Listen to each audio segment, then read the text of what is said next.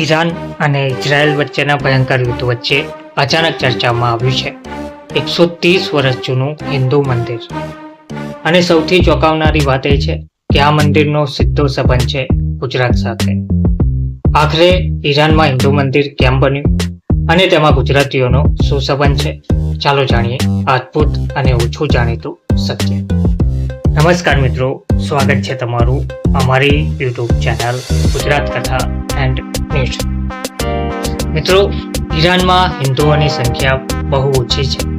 Reports મુજબ 2010માં અહીં આશરે 20,000 જેટલા હિન્દુઓ રહેતા હતા. પરંતુ ઈરાનના બંદર અબ્બાસ શહેરમાં એક ખૂબ જ અનોખું મંદિર આવેલું છે, બંદર અબ્બાસ હિન્દુ ટેમ્પલ. આ મંદિર ભગવાન વિષ્ણુને સમર્પિત છે અને લગભગ આ જે મંદિર છે તે 130 વર્ષ જૂનું માનવામાં આવે છે.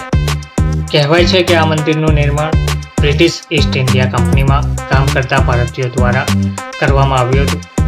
આ મંદિર બનાવવામાં મુખ્ય ભૂમિકા હતી મોહમ્મદ હસન ખાન સૈયદ ઓલ મોલ્કની.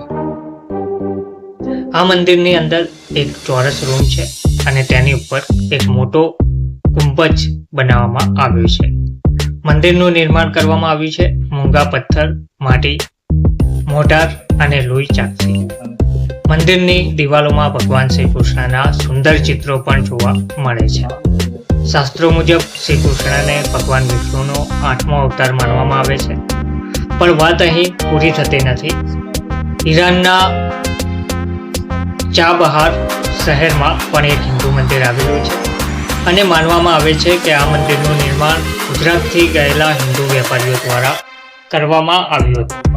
19મી અને 20મી સદી દરમિયાન ગુજરાતના વેપારીઓ ઈરાન સાથે મોટા પાયે વેપાર કરતા હતા અને તે સમય દરમિયાન તેમણે અહીં પોતાના ધર્મસ્થળ પણ બનાવ્યા હતા. ઈરાનની રાજધાની તહેરાનમાં એક પ્રખ્યાત ગુરુદ્વારા પણ આવેલો છે. ગુરુદ્વારા ભાઈ ગંગા સિંઘ સબા, તેનું નિર્માણ વર્ષ 1941માં થયું હતું.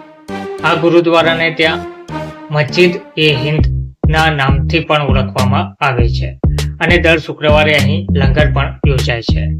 ભારતના વડાપ્રધાન નરેન્દ્ર મોદી પણ અહીં મુલાકાત લઈ ચૂક્યા છે. તો મિત્રો, ઈરાન જેવા દેશમાં પણ 130 વર્ષ જૂનું હિન્દુ મંદિર અને તેમાં પણ ગુજરાતનો સંબંધ હોવો ખરેખર આશ્ચર્યજનક વાત છે.